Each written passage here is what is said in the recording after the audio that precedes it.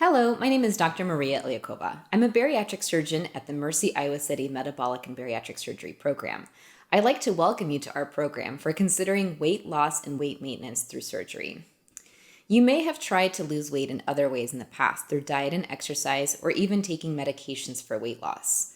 Weight loss surgery, or bariatric surgery, is different than these approaches.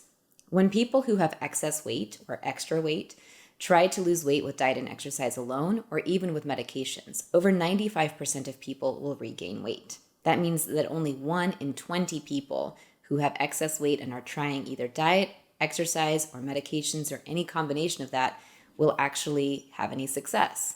Those are not very good odds. This is where surgery comes in and is different than all of these approaches. When you have bariatric surgery or weight loss surgery, the shape and size of your stomach changes. There are also sometimes new connections made between the stomach and the small intestine. These kinds of changes not only make you feel fuller faster and able to eat less or drink less at any one time, they also change your appetite, your metabolism, and how your body signals. So who is this kind of surgery for? Well, to start off, it's for people who have excess weight, and it's also for people who have health conditions related to weight. I will say that not everybody who has excess weight is unhealthy or needs to consider any kind of medical treatment or surgery.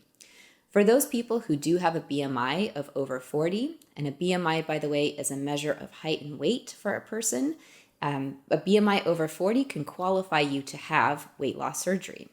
Having a BMI of over 35 with related health conditions such as diabetes or high blood pressure or PCOS, which is polycystic ovarian syndrome, or even non-alcoholic fatty liver, for instance, or NASH. These are the kinds of things that really can help people qualify for surgery through insurance coverage, and where we really see a large benefit for people when they get surgery. These kinds of things may relate to you. Maybe you have difficulty going up and down the stairs or have some other joint problems. Maybe you take a lot of medications for high blood pressure or reflux or diabetes. Maybe you'd like to be more active in your life with your kids or your grandkids or your friends and family members. If any of these things apply to you, then weight loss surgery for weight loss and maintenance may be right for you. I'm really glad that you're considering this because I'd also like to mention that bariatric surgery is not necessarily right for everyone. There are people who have extra weight but don't actually qualify based on their BMI, which is their height and weight.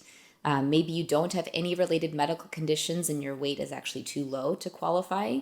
If you are actively smoking or using any tobacco products, have any dependence on drugs or alcohol, or have severe medical conditions, this may not be the right time to have bariatric surgery. There are also lots of different changes, both physical and mental, that happen in a person's life when they go through bariatric surgery. It may not be the right time to go through surgery if you're currently having a lot of different changes in your mental health or your socioeconomic well-being or some other factors in your life. There are always ways to take a pause, even if you are in the program, and to continue it later when you're in a better state to do so. Here at the Mercy Iowa City Metabolic and Bariatric Surgery program, we do everything we possibly can to get you through the program smoothly, efficiently, and safely. There may be times as you're going through the program that we ask that you spend longer time making sure that you're prepared for surgery and know everything that you're getting into. There is no replacement for education and preparation before surgery. In fact, that's what we base our entire program off of. When you get enrolled into our bariatric surgery program, you'll be going through a series of education steps, one of which is this video. After this video, you'll also be meeting with a bariatric surgeon or a surgeon who specializes in weight loss surgery. When you meet with this surgeon, one of whom is me, you will be discussing what is the most appropriate approach for you, what your goals are, what your current weight is, what your history is, and everything to do about your past, both medical and surgical history. We'll also discuss whether or not you've tried any other methods in the past to lose weight, including medications or any dieting or exercise plans. These are the kinds of things that make it really important to create context around a person to determine whether or not surgery is a good choice and a safe choice. This visit will be comprehensive and you will discuss the different kinds of surgeries available as well as recommendations for you. You'll also discuss at this visit that you'll be going through certain blood draws in order to get lab work done to determine that your nutrition levels are good and that you don't have any other problems that we flag, such as liver problems, on those labs. You'll also, in some cases, be getting extra studies, such as an EKG or electrocardiogram, which is an electrical study of your heart that's done with stickers on your arms, legs, and other parts of your body and takes a few minutes to do. You may also get either a sleep study or a chest x-ray in order to evaluate you for any lung or breathing problems. You may also get a consult to a specialty physician. This can happen if you have complex medical history or have any history of liver problems, kidney problems, potentially diabetes, or others. These are things that apply to some of our patients, but not to all. There are some things that apply to all of our patients. You will be seeing a registered dietitian who specializes in bariatrics or weight loss and maintenance as you go through the program. In fact, this will be one of your very first visits in our program. Every month, you will visit with a dietitian in order to learn more about how to customize the plan for you. You will learn about how to eat and drink before surgery, what kinds of things will be required of you after surgery to stay safe and to keep your nutrition as best as possible. There are a few things to consider here. Bariatric surgery or weight loss surgery is a lifelong commitment. There will be some changes to your nutrition that you will have to follow for the rest of your life. Some of these are pretty basic and some of them are a little bit more difficult. Another goal is that you'll be taking daily nutrition supplements for the rest of your life. Your body absorbs water and nutrients differently after surgery than it did before. Unlike somebody who has not had surgery, vitamin and nutrient replacements for you are not optional after surgery. They are a requirement to avoid problems. Your body no longer absorbs vitamins B, A, D, E, K, calcium, iron, zinc, and some other minerals the same way after bariatric surgery, no matter what kind you get. Our dietitians and surgeons work very closely with you to make sure that you have a plan for daily nutrition supplements after surgery. Sometimes these can be taken as a once-a-day pill or a tablet or even gummy. Sometimes these require multiple pills. This is definitely something that will be planned with you ahead of time before your surgery. Some other nutrition guidelines to follow is that for life, you will be limited in eating certain kinds of foods. While there is no specific food that you can't eat after surgery, there are some that you will not be able to eat on a daily basis and see success. When I say success, I'm not talking pounds on the scale, and I'm not talking about a specific dress or pant size. What I'm talking about is feeling good, being able to move your body, and reaching your quality of life goals. The kinds of foods that will be restricted to sometimes rather than always will be foods that have carbonation or bubbles in them, foods that have caffeine in them, foods that are very fatty, foods that are high in sugar, foods that are spicy, and foods that are sour. Again, these are foods that you can eat on a regular basis in small amounts, but they are not something that should constitute a habit in your lifetime after surgery. In general, the biggest goal for before surgery is to prepare as much as possible for after surgery. There should be no surprises along the way, which is why it can take some time to go through the bariatric surgery program. Our general program lasts about 4 months. This means that you meet with us on a monthly basis with your dietitian to discuss nutrition goals and to make sure you know what you're getting into in all of the ways possible before surgery. It also includes several visits with your bariatric surgeon to make sure that your surgical planning is going well and smoothly. It also entails meeting with a mental health specialist. For every patient that goes through this process, we want to make sure that you're in the best mental health possible, that you have support systems, and that you don't have any barriers to being successful with bariatric surgery. Days after bariatric surgery, and even in the ones leading to it, there will be some ups and downs. Sometimes it will be stressful to plan a meal ahead or to make sure that you get your physical activity ready for the day. It will be difficult at sometimes to process everything that's going on in the context of your busy life. For this reason, we do have an evaluation process for every single person to meet with a mental health specialist. At this visit, you'll be able to discuss who actually supports you in your life, whether it's family, friends, other bariatric surgery patients, or others. You'll also be able to discuss your current mental health status, whether you take any medications or see a regular therapist. You'll discuss any kind of addiction or any other problems that may be something to address, either in the past or currently. and you'll also discuss any barriers that you potentially face. When we identify that there are some challenges for some of our patients, the process may take a little bit longer, but ultimately this is done to make sure that you go through the process in the safest way possible. We never want to send somebody into surgery and making these kinds of lifelong changes unless they are fully prepared to make them safely and well supported. Throughout the process, you will also complete something called a scope or an EGD. This is a procedure that's done by your surgeon that looks from your mouth to your stomach and takes a look at all the structures along the way. This is one of the things that we plan ahead for surgery to make sure that we're not missing anything and that surgery is as safe as possible. While we do this procedure, we look at your entire stomach, we look at the esophagus, which is the tube between your mouth and your stomach, and we also look at the first portion of the small intestine. We take biopsies to make sure that there are no problems in the stomach, including a bacteria called H. pylori. H. pylori can cause irritation of the stomach and ultimately can lead to cancer if it's untreated. If we do find this bacteria, we actually give you medications to treat it before, which are antibiotics and easily treated within a few weeks. All of these procedures and steps along the way are done to make sure that it's as safe as possible for you to undergo surgery. So now let's go ahead and talk about the bariatric surgeries themselves. While there are many different kinds of bariatric surgeries, there are two primary ones that we perform here at Mercy, Iowa City. This is the gastric sleeve or sleeve and the gastric bypass or bypass. Both of these surgeries change the shape and size of your stomach. The first one, the sleeve, we remove approximately 80% of the stomach. This changes not only the shape and size of your stomach, but also how your body metabolizes and absorbs food and even signals your endocrine system. When we remove 80% of the stomach, you will feel less hunger, your appetite may change, and you will feel fuller faster because your stomach is much smaller and skinnier than it was before. As a result, you will not be able to drink or eat very much at any one time after surgery. As you can remember, I mentioned that water intake of 64 ounces a day is really, really important to make sure that you stay hydrated.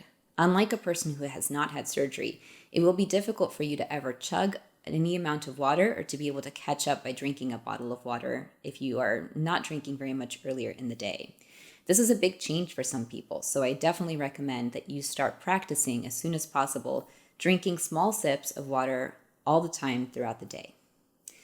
Other things that change when you have bariatric surgery is your fullness. So you will actually start to feel much fuller faster when you eat food. You may also experience something called dumping syndrome after having either a sleeve or a bypass or any other bariatric surgery. Dumping syndrome happens when you eat a meal that's high in fat or high in sugar. Instead of your body processing this like you would before surgery, this can actually cause bloating, nausea, lightheadedness, diarrhea, and even abdominal cramping. If you are experiencing dumping syndrome after bariatric surgery, we can typically fix this by working with you on your nutrition and finding things that you can tolerate better than others. Some other possible risks of having a sleeve surgery or a gastric sleeve are bleeds, infection, damage to structures in the area, leaks, narrowing of the stomach, called stenosis, or weight regain down the road, or worsening of reflux or development of new reflux. All of these complications are not common, however, they do happen, and we work with you closely before and after surgery to both prepare you and make sure that these don't happen to begin with, and also after surgery to address them if they do. After surgery, you will be staying in the hospital for a night at least in order to make sure that you can drink enough fluids in order to stay hydrated. The goal is to be able to tolerate 64 ounces a day of fluids, meaning that you'll be drinking about 4 ounces an hour for at least 4 hours in a row and demonstrate that to us before you can actually leave the hospital. Some people actually need to stay an extra day if they're not able to tolerate enough liquids by mouth, and sometimes there are other problems that can occur. If you're not able to move around safely, if you have uncontrolled pain, if you're not urinating, or if you're having any other trouble, that may delay you leaving the hospital. The surgery itself is done minimally invasive. We make small cuts on your belly in order to get inside and do this procedure. When we do a sleeve surgery, we remove 80% of the stomach and we actually take it out through one of the incisions or cuts on your belly. When we do this, we actually don't have to make the incision much bigger. It's surprising that 80% of your stomach can actually condense and become much smaller and pass through a small incision, but it can, and we do this on a regular basis.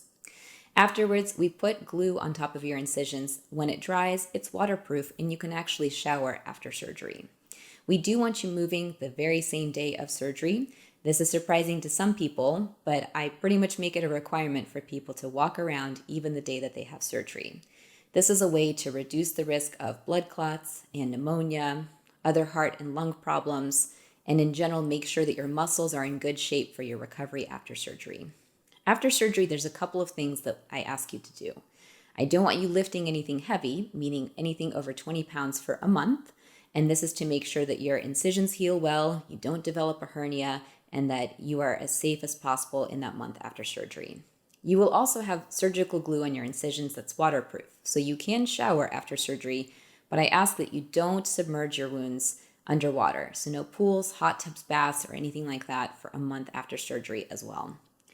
After surgery, you'll be following up with us in about a week to make sure that you're doing well, both with tolerating medications, with weight loss, and with staying safe and staying hydrated. In that week after surgery, you will be on a clear liquid diet. A clear liquid diet is something that only contains liquids that you can see through if you hold them up to the light.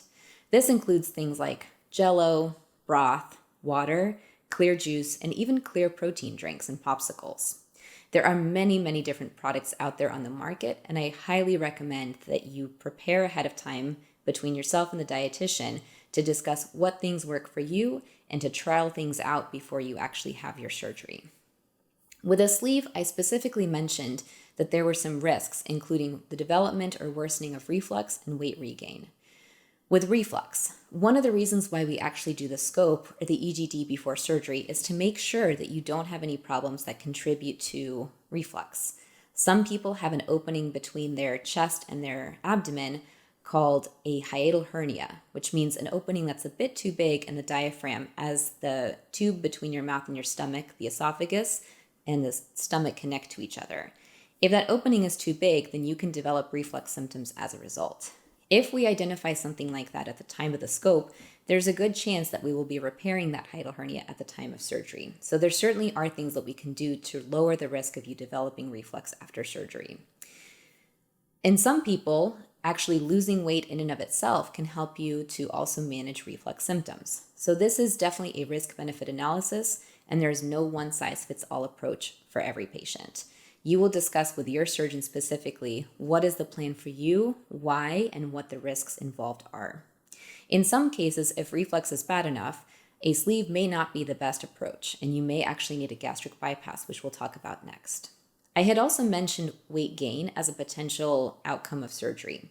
Most people lose the most weight after bariatric surgery in the first 6 months, and then they start to plateau, which means that they start to level out at about 6 to 12 months. As this occurs, sometimes people stop doing the different nutrition, things that they've done in preparation for bariatric surgery and that they've learned to do, and sometimes people don't get enough physical activity on a daily basis to help maintain their weight loss. These are the very first things that we approach when we're realizing that a patient is starting to have some weight regain. Weight regain can also depend on things like what medications you take, what other medical conditions you have, and other factors as well. We treat this on a case-by-case basis with every single patient if you are having any weight regain after surgery. Weight regain happens in about 10 to 20% of people after bariatric surgery, both after sleeves and after bypasses, though it is more common with a sleeve. After a sleeve, you can expect approximately 40 to 60% of your extra body weight to be lost. So if you have 100 pounds of extra weight on your body, you can expect to lose between 40 and 65 pounds and to be able to keep it off in most circumstances. Granted, this is an average, so some people will lose less and some people will lose more, and this in part depends on your diet and exercise changes after surgery. I will say that there is a misconception that bariatric surgery or weight loss surgery is an easy way out. It is not. You still have to do all of the lifestyle changes that you would otherwise, but now you have a tool that can make these changes lasting. That's the biggest difference between surgery and the other approaches just by themselves. So we've talked about a sleeve, in which we remove about 80% of the stomach and the kinds of changes that happen there. By the way, I didn't really mention what happens with those metabolism and signaling changes that happens with this surgery. In the stomach, there are lots of different hormones that are produced that interact with other signaling systems in the body. As you have 80% of the stomach removed, you will notice a difference in your appetite, in your hunger, and how full you feel. And we also see benefits in even glucose regulation, insulin regulation, and other things that help people come off of medications for diabetes and other problems related to metabolism. This is one of the hugest features of bariatric surgery or weight loss surgery, is that we can actually lower the number of medications that people take, or sometimes even completely cure conditions like high blood pressure or diabetes. With a gastric bypass, which is what we'll talk about next, this is a little bit different than a gastric sleeve. In a gastric sleeve, we remove about 80% of the stomach. During a bypass, we actually don't remove any part of the stomach. Instead, we take the stomach and divide it. The portion of the stomach that we divide that is left small, we reconnect to the small intestine. I also reconnect the intestine to another portion of the small intestine further down the road. This leaves the majority of the stomach and part of the small intestine as a drain for your liver and your pancreas. This portion, the majority of the stomach and part of the small intestine, is now bypassed, meaning that it no longer sees food or drink as it goes through your system. This surgery is a very powerful weight loss and weight maintenance tool. It's also very powerful in helping people come off of diabetic and high blood pressure medications, as well as other related health conditions, and to be able to treat them. With a gastric bypass, this is a slightly more involved surgery than the sleeve, but it is still a safe surgery. There are a couple of considerations to keep in mind. Because there is more of the system being bypassed than in a sleeve, or really any being bypassed rather than a sleeve, people tend to see more weight loss with a bypass than they do with a sleeve. In fact, approximately 60 to 80% of excess weight can be expected to be lost. So for example, if you have 100 pounds of extra weight, you can expect to lose approximately 60 to 80 pounds. Granted, this is an average, so you may lose less or more. This also depends on your overall health, your nutrition and exercise, and other factors as well. These are population averages that we see in our patients and nationally. For a gastric bypass, there are a couple of things to consider. Because we are actually bypassing the majority of the stomach and some of the small intestine, your body definitely absorbs water and some nutrients differently. It's extremely important to stay hydrated throughout the day, to take small sips of water continuously, totaling at least 64 ounces a day, which is 8 cups of 8 ounces a day. And it's also very important to take daily nutrition supplements. While this is important in a gastric sleeve surgery, it's even more important in a gastric bypass. Without these nutrition supplements, your body will lack vitamins such as vitamins A, D, E, K, vitamin B complex, calcium, iron, zinc, and potentially others. This can be combated by taking a multivitamin once a day and making sure that you also supplement for anything that may not be in that multivitamin. This is a discussion between you, your dietitian, and your surgeon as you prepare for surgery. It is vitally important that you take these nutrition supplements because without them, you can run into some problems. These problems include things like skin and vision problems, hearing problems, thinking problems or neurologic problems, even brain swelling, hair loss, changes in how you form blood clots, bleeding, and others. These nutrition supplements taken on a daily basis are critically important to keeping you safe after surgery. There are a couple of other considerations after gastric bypass to keep in mind. Just like with a sleeve, there is a risk of infection, bleeding, and damage to the structures in the area. Because there are new connections being made between the stomach and small intestine, and because there's a new connection also being made between the small intestine further downstream, any of these connections may develop problems, such as kinks or leaks, or even ulcers. Things that you can do to avoid developing these problems are keeping track of your nutrition, staying hydrated with 64 ounces a day of water every day, taking your nutrition supplements, and making sure that you aren't using any tobacco products, which can really create or make problems worse after bypass surgery, and also avoiding a class of medications called NSAIDs, or non-steroidal anti-inflammatory drugs. These medications include things like aspirin, Aleve, Advil, and Motrin. If you are taking any of these medications, we will develop a plan with you before surgery to address this and whether this surgery is appropriate for you or not. If you are prescribed one of these medications after a bypass surgery, please contact us here at Mercy Iowa City's Metabolic and Bariatric Surgery program to make sure that we work with you to find a safe alternative if possible. You can safely be on a blood thinner after bypass surgery and on most other medications, but your absorption of them may change. We will work with you and your primary care doctor as well as any specialty doctors closely to make sure that you do not have any unsafe medications or doses after surgery. After a gastric bypass, you may also experience some other complications. Some of these are excessive weight loss, meaning too much weight loss over that 80% of extra weight. You may also have problems with something called an internal hernia, which can develop when things are rearranged on the inside and things actually get stuck between those rearrangements. When that occurs, this problem will present typically like an obstruction, meaning that you won't be able to eat or drink, you may have nausea, you may have vomiting, and you may have pain in your abdomen. When these things happen, we ask that you seek care with us, you let us know, or that you seek emergency care. Having an internal hernia can require another surgery to fix. If you develop an ulcer at any of the connections that are made during this bypass surgery, that can also require interventions, including medications, possible scoping, and possible surgery in the future.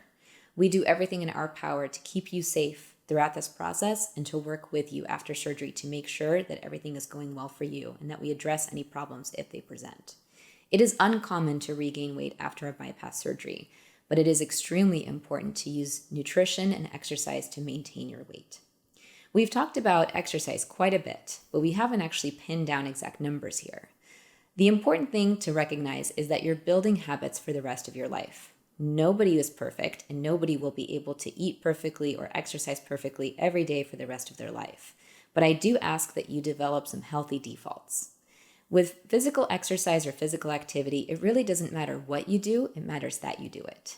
The kinds of things I'm talking about are anything that raises your heart rate or causes your muscles to work more than your average day. The kinds of activities that are included are things like biking, walking, swimming, yoga, weightlifting, dancing.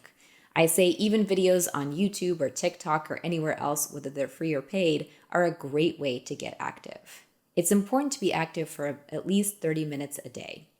If you're not able to make 30 minutes a day at a time, no difference. You can go ahead and exercise for 5 minutes at a time or 15 minutes here and there. Your body doesn't know the difference between when you exercise. It just matters that you move your body. This is important mostly not for weight loss, but for maintaining your weight and also making sure that you stay heart healthy, your muscles and joints stay healthy, and overall keeping your health up. In terms of nutrition, it's similar to the things we have discussed prior. You definitely want to become as educated as possible about the nutrition changes that are expected of you after surgery.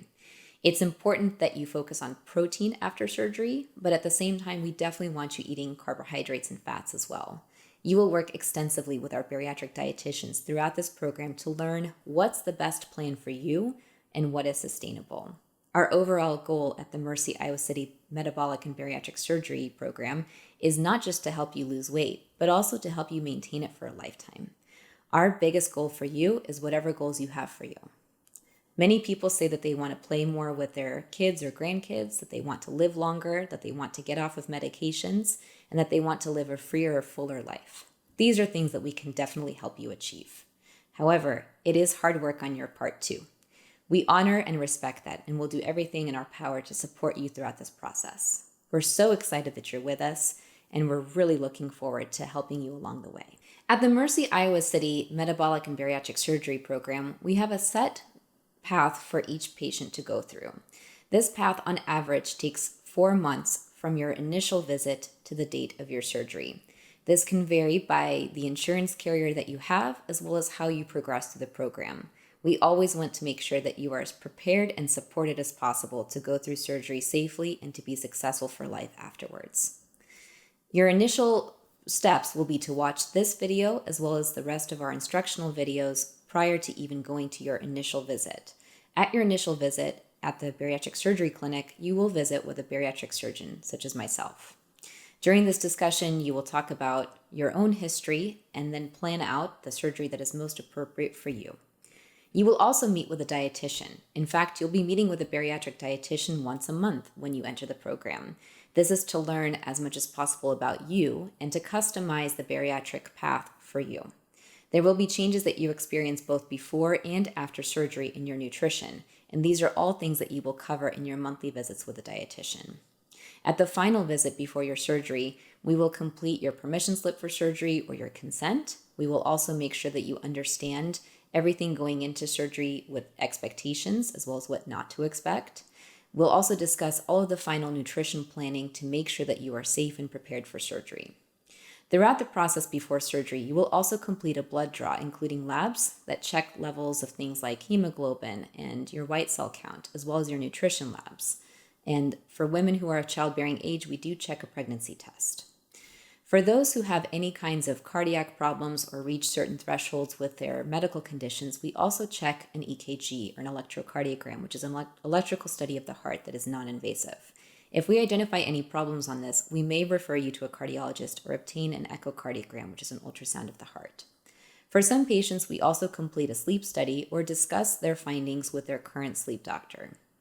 For patients who have any kinds of lung or breathing problems, we may require a chest x-ray or even a CT scan of the chest as well.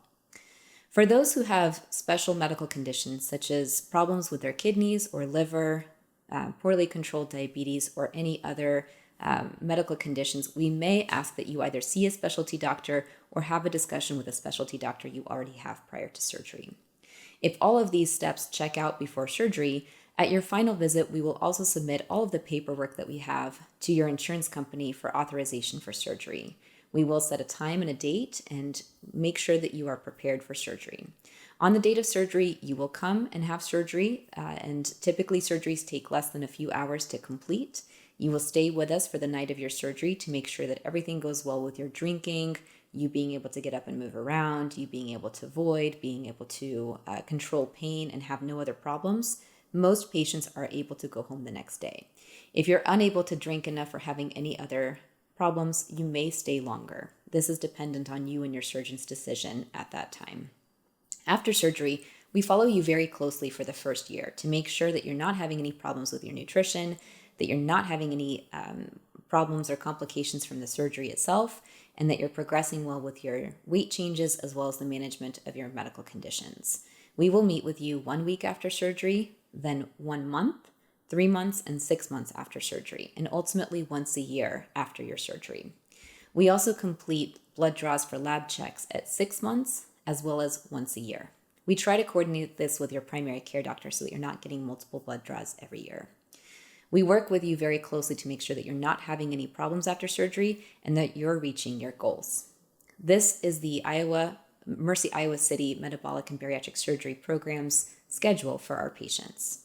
This schedule may vary depending on your own medical conditions, your preparedness for surgery, and whether or not you use any tobacco products or have any other barriers that stand in your way.